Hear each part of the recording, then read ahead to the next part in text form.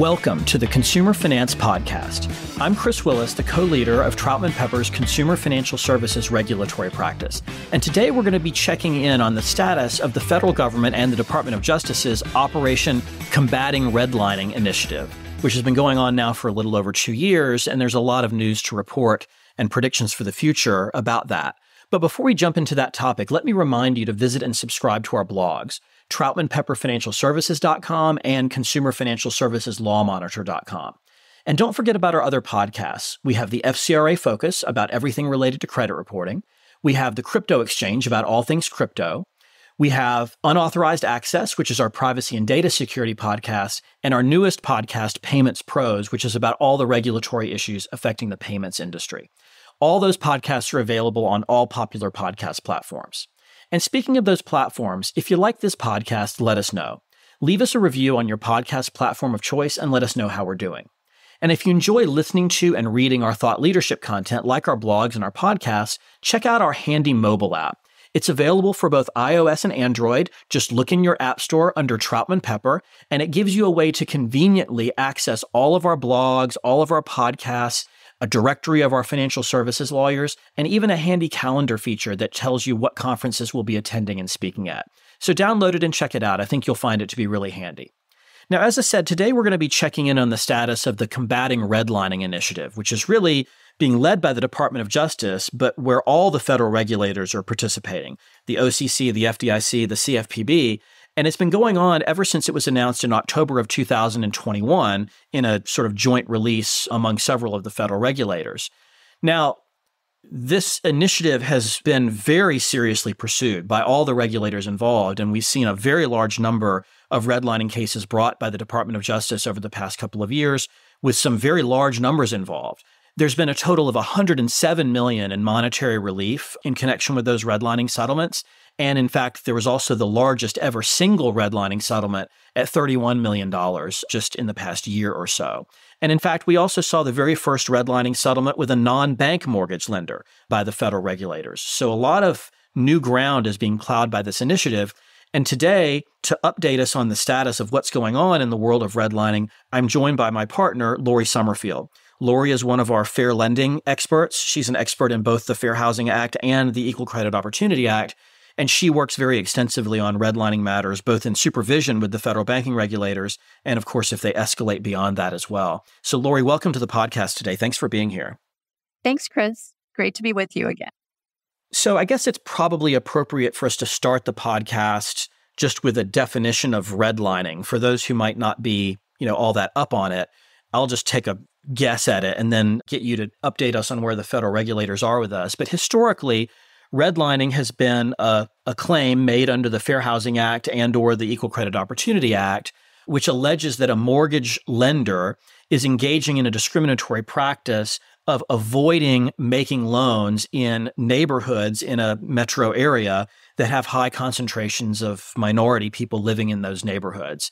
The cases tend to be based, first and foremost, on an analysis of HMDA data that shows that a particular lender is not equal to its peer group in terms of the number of applications it receives and loans it originates in majority-minority areas within a metro area. And frequently you'll have evidence in these cases of things like the lack of a bank branch in the area or a lack of diversity in mortgage loan officers, a lack of advertising into the minority areas, or even a CRA assessment area that's drawn to exclude the majority-minority areas. Those are the common elements we see in a lot of redlining cases. And then, of course, recently we've seen a lot of the sort of what I'll call bad emails among the staff of the mortgage lender, where they make derogatory or racial statements about particular neighborhoods or things like that. So I think that's a good working definition of what a redlining case is, at least as we've seen them come out in the past. But Lori, with that introduction, do you mind, let's give the audience a briefing on the Combating Redlining Initiative. And let's just start with how many redlining enforcement actions has the Department of Justice brought under the initiative to date, either by itself or jointly with one or more of the other federal regulators? Well, Chris, the DOJ has brought 10 redlining enforcement actions, either on its own or in conjunction with other federal agencies. And, this action the strategy of the Combating Redlining Initiative is truly unprecedented. And we're seeing being brought to bear this whole of government approach, as you mentioned. And, the DOJ and the federal agencies are really taking this very seriously. And, despite the fact that there's been this focus on the more nuanced forms of modern day redlining, we're seeing, as you just mentioned, that a lot of these allegations seem to allege more traditional types of redlining violations, like avoiding marketing and outreach to majority-minority census tracts. Yeah, it's very interesting. And the thing is, you say there have been 10 enforcement actions, but in the historical context, 10 in 2 years is a lot.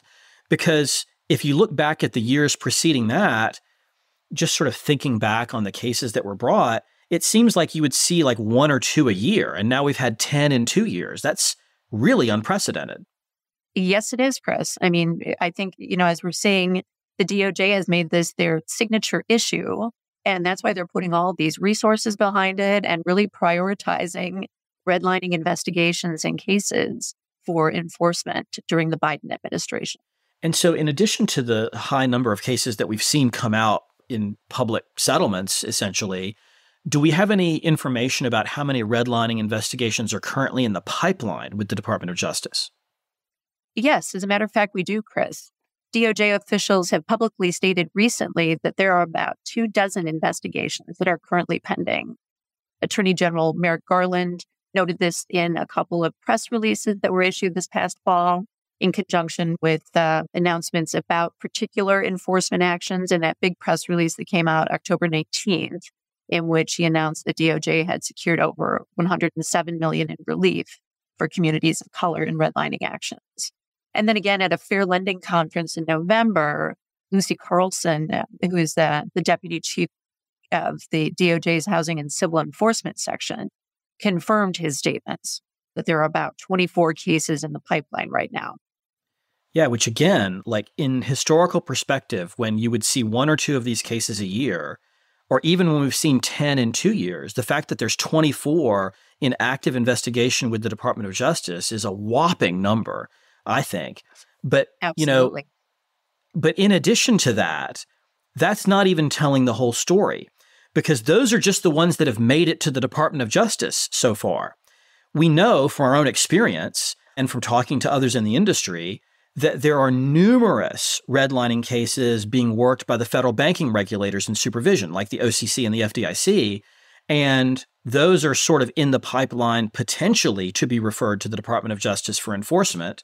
And so the 24 number in DOJ's Civil Rights Division doesn't count any of those that are sort of gestating with the federal banking regulators, right?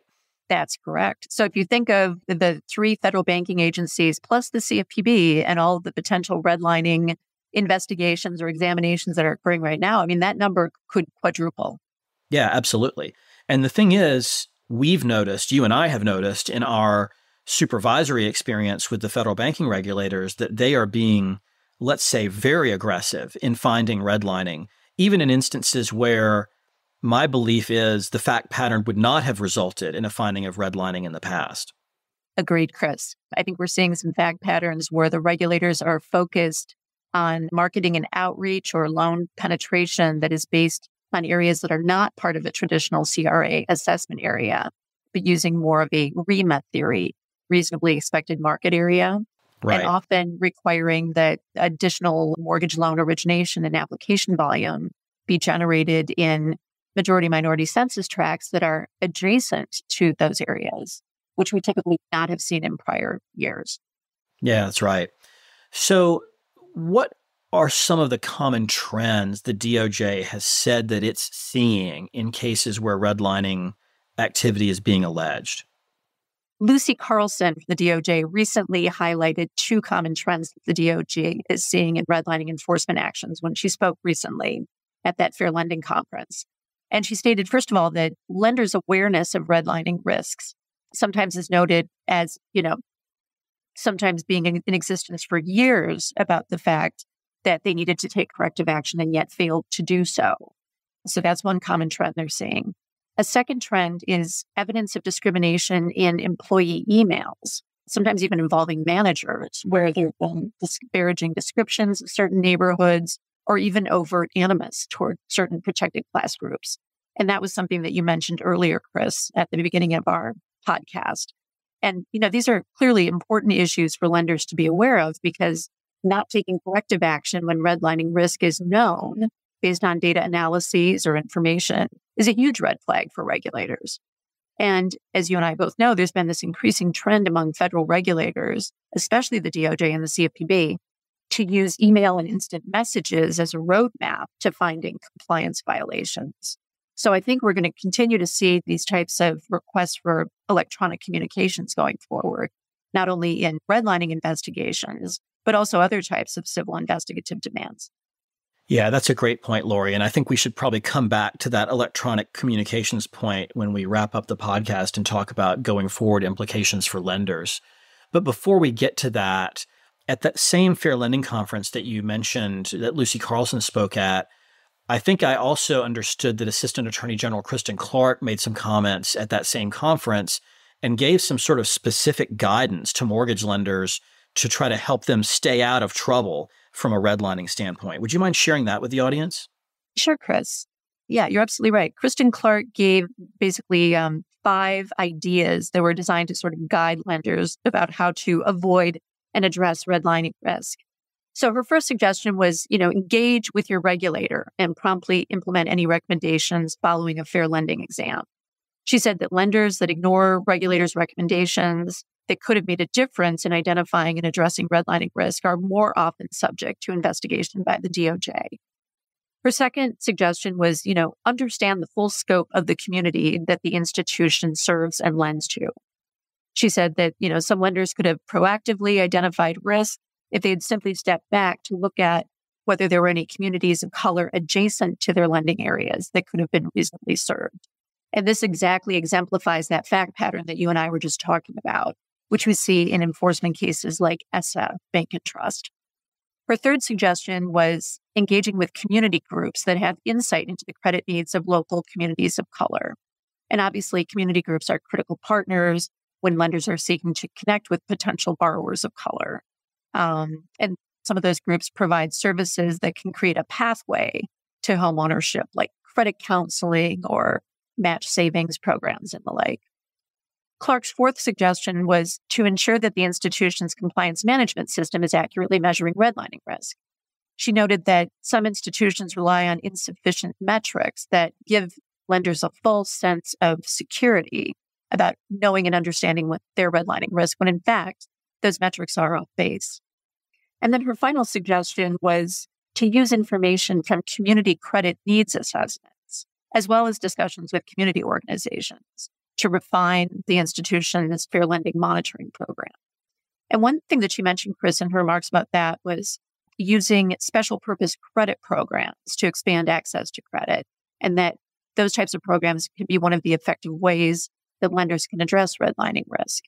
And I think you and our listeners are aware that back in February of 2022, the DOJ and various other federal regulators issued an interagency statement promoting the use of special purpose credit programs under both the ECOA and the Fair Housing Act. Right. Despite the fact that the Fair Housing Act doesn't have a special purpose program provision in it, the federal regulators, HUD, DOJ, et cetera, have all interpreted it to be permissible under the Fair Housing Act. That's right. So thanks for that recap of Kristen Clark's sort of to-do list for lenders. But let's take a crack at that ourselves. We know with very good evidence and high assurance that redlining is one of the most critical risk areas for mortgage lenders right now. And so what would you say, Lori, to mortgage lenders in terms of what they should be doing in terms of their own analyses to detect and address any redlining risk that they may have?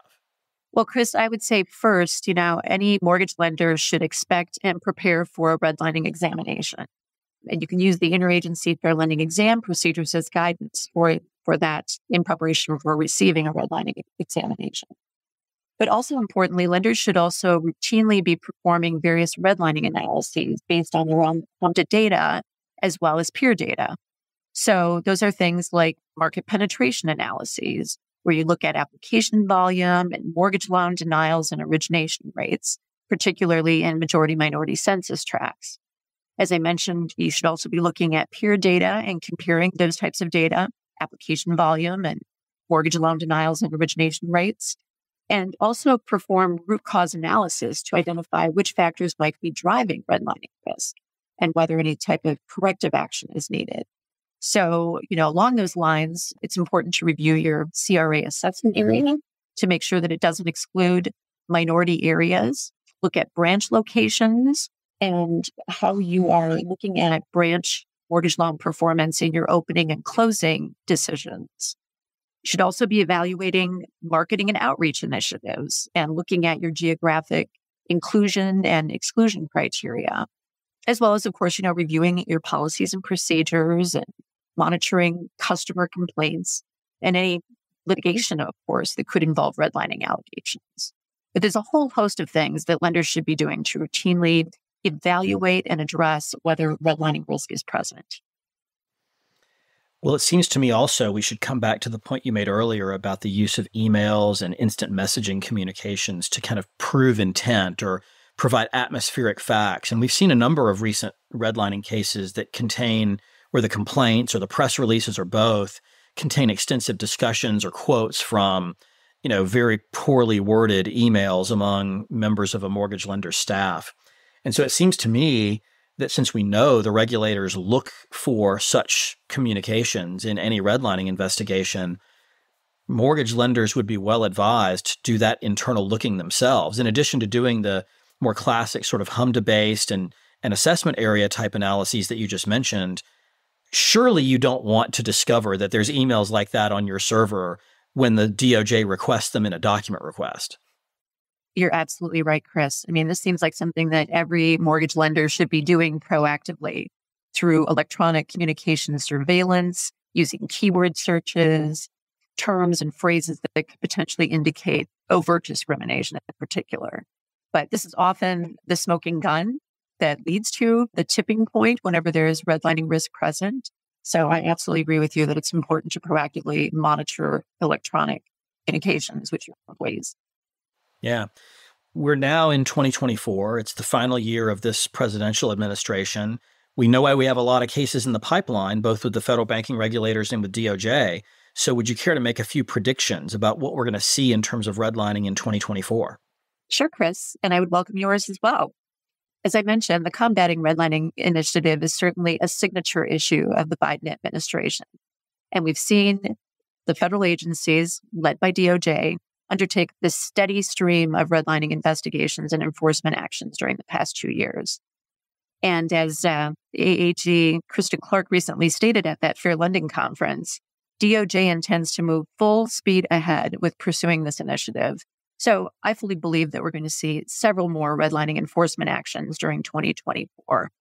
And of course, while President Biden remains in office, DOJ and the other agencies certainly have the political motivation to proceed expeditiously with this initiative by tackling as many of those cases as they can that are in the pipeline in the remaining time that's left until the next presidential election. But I suspect we may also see several of these cases spill over into 2025. Oh, sure, definitely. What I would add, first of all, I completely agree with your prognostication of what's going to happen in the next year. I think we're going to see tons more activity here. And I think one of the real questions is how much will the federal regulators try to move the traditional redlining analysis to be more aggressive and expansionist? You mentioned, Lori, the idea about these pattern of cases where the allegation is that you redlined by not making loans in minority areas that are sort of on the edge of and beyond your assessment area as a bank. We've seen one of those publicly with the ESSA case, and we know that there are several of those cooking with the federal banking regulators and with DOJ, but it'll be interesting to see what other innovations occur. The other prediction that I'd share with the audience is, I think it's a mistake to think of redlining as purely an enforcement activity by the regulators. And I think there's every reason to believe that in purely supervisory matters, the federal banking regulators and potentially the CFPB will use the threat of a finding of redlining to push institutions to expand the number of loans they make in majority minority census tracts, to expand their assessment areas, and to basically use the threat of a redlining finding as a tool to force mortgage lenders to basically expand their operational footprints. We may never see evidence of that publicly, but I know we will see it in supervision in the coming year. So that's the only thing that I would add to your prediction. I agree, Chris. And I think we're also seeing evidence of that occurring in the supervisory context by the regulators pushing institutions to take entire MSAs rather than portions of them. So we are definitely seeing an agenda of more of an expansionist approach in redlining and in enforcing the fair lending laws. Yeah, that's right. Well, Lori, I'm really glad you joined me to talk to our audience about this today, because as I said, think redlining is pretty much the number one most important and riskiest regulatory issue facing mortgage lenders right now. And the fact that redlining cases are being so aggressively pursued means that people can't rely on sort of their old understanding of, well, I'm not redlining because X, because I think the goalposts are moving in this area. So thanks for joining me today and talking with us about that. And of course, thanks to our audience for tuning into today's episode. Don't forget to visit and subscribe to our blogs, TroutmanPepperFinancialServices.com and ConsumerFinancialServicesLawMonitor.com. And while you're at it, why not go on over to Troutman.com and add yourself to our Consumer Financial Services email list. That way you'll get copies of the alerts and advisories that we send out, and you'll get invitations to our industry-only webinars that we put on from time to time on subjects of interest to clients and industry friends. And of course, don't forget to check out our handy mobile app. It's available for both iOS and Android. Just look for Troutman Pepper, and you'll have a one-stop shop to get all of our thought leadership content all in one handy place. And of course, stay tuned for a great new episode of this podcast every Thursday afternoon. Thank you all for listening. Copyright Troutman Pepper Hamilton Sanders, LLP. These recorded materials are designed for educational purposes only. This podcast is not legal advice and does not create an attorney-client relationship. The views and opinions expressed in this podcast are solely those of the individual participants. Troutman Pepper does not make any representations or warranties, express or implied, regarding the contents of this podcast. Information on previous case results does not guarantee a similar future result. Users of this podcast may save and use the podcast only for personal or other non-commercial educational purposes. No other use, including, without limitation, reproduction, retransmission, or editing of this podcast may be made without the prior written permission of Troutman Pepper. If you have any questions, please contact us at Troutman.com.